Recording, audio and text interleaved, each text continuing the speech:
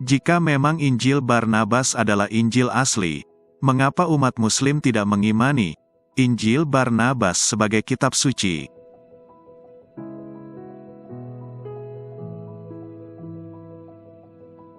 Video ini adalah video pendukung ketiga, untuk video ketiga mengenai Injil Barnabas, dari rangkaian 3 video yang saya buat, tentang berbagai penolakan mayoritas umat Kristen maupun umat Islam, terhadap kitab-kitab tertentu yang dianggap menyimpang. Penolakan tersebut menyiratkan adanya perbedaan pandangan maupun pendapat. Pada video ini, akan dipaparkan pertanyaan terkait sikap umat Muslim terhadap Injil Barnabas.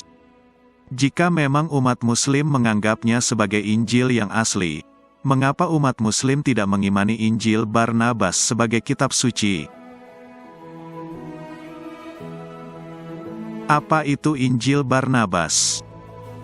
Injil Barnabas adalah sebuah kitab yang mengisahkan tentang penginjilan Yesus Kristus. Kitab ini berisi 222 bab, yang isinya lebih banyak dari gabungan 4 Injil kanonik orang Kristen. Penulis Injil ini mengaku bernama Barnabas, sama dengan nama seorang penginjil pada masa gereja mula-mula, yang dikisahkan dalam Alkitab. Injil Barnabas ini mulai dibicarakan pada awal abad ke-18, dan banyak menarik perhatian dan dibicarakan setelah diterjemahkan ke bahasa Inggris pada awal abad ke-20. Naskah Injil Barnabas ini menarik perhatian karena isinya berbeda, bahkan banyak berlawanan dengan 4 Injil kanonik orang Kristen. Dalam Injil Barnabas ini ada dikemukakan secara eksplisit mengenai Muhammad, nabinya umat Muslim. Sesuatu yang sama sekali tidak disinggung dalam 4 Injil kanonik. Karena itulah, umat Muslim sangat menyukai naskah Injil ini. Injil Barnabas dianggap sebagai Injil yang Islami, sesuai dengan ajaran Al-Quran.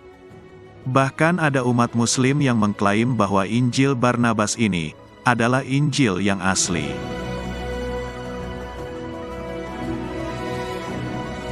Setidaknya, ada 2 tema besar yang selaras dengan Al-Quran, dan disukai oleh kalangan Muslim.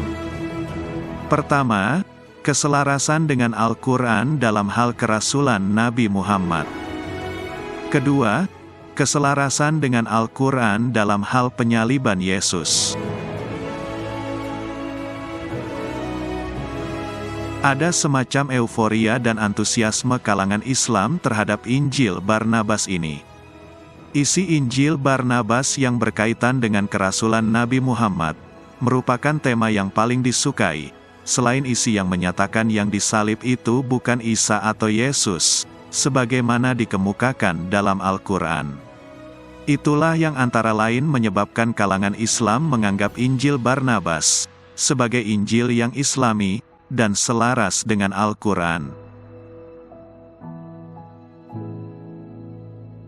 Pertanyaan mendasarnya adalah, jika memang umat Muslim menganggapnya sebagai Injil yang asli, mengapa umat Muslim tidak mengimani Injil Barnabas sebagai kitab suci? Bukankah Al-Quran memberikan petunjuk untuk juga mengimani kitab-kitab suci terdahulu? Misalnya berdasarkan surah An-Nisa ayat 136.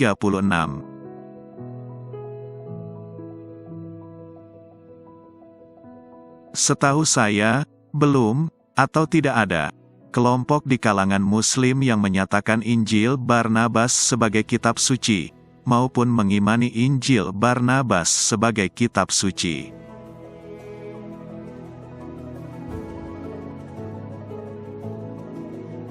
Tiap kitab suci ada umat yang mengimani dan meyakininya sebagai kitab suci. Al-Quran diimani oleh umat Islam, Alkitab oleh umat Kristen dan Katolik, Veda oleh umat Hindu, Tripitaka oleh umat Buddha, dan Wu Jing oleh umat Konghucu.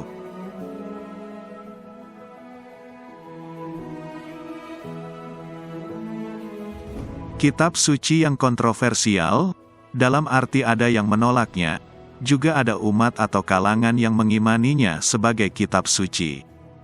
Bagi mayoritas umat Islam, Tathirah dan Mushaf Fatimah bukanlah kitab suci.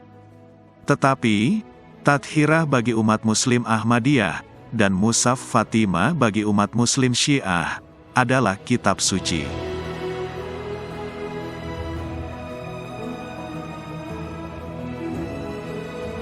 Yang tidak jelas adalah Injil Barnabas. Siapakah yang mengimaninya? Siapakah yang mengusungnya? Adakah kalangan atau kelompok yang mengusung dan mengimani Injil Barnabas sebagai kitab suci? Tidak masalah dan wajar juga kan, apabila umat Kristen menolak, maupun tidak mengimani Injil Barnabas sebagai kitab suci. Karena memang tidak ada yang menyatakan dan mengimani Injil Barnabas sebagai kitab suci.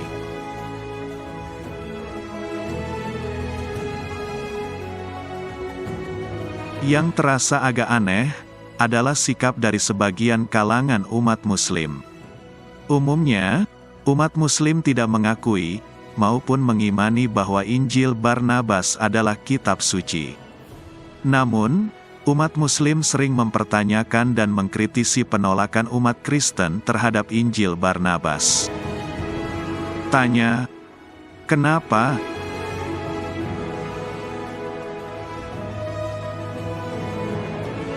Hal itu bukan hanya terjadi di Indonesia saja, tetapi juga di mancanegara.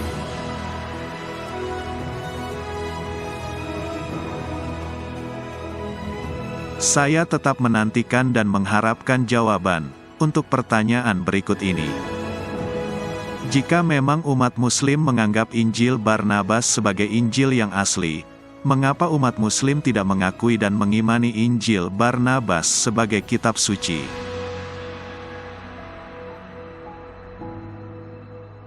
Sebagai akhir kata, izinkan saya untuk mengatakan, penolakan mengindikasikan adanya perbedaan pandangan, dan atau perbedaan pendapat.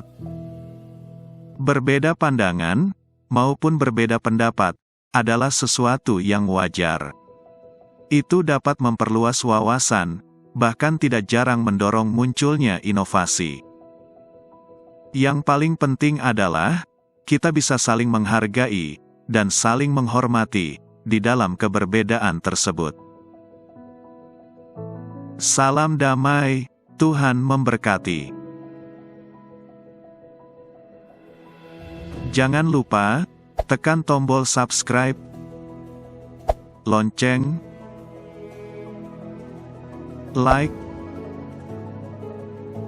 dan share. Terima kasih.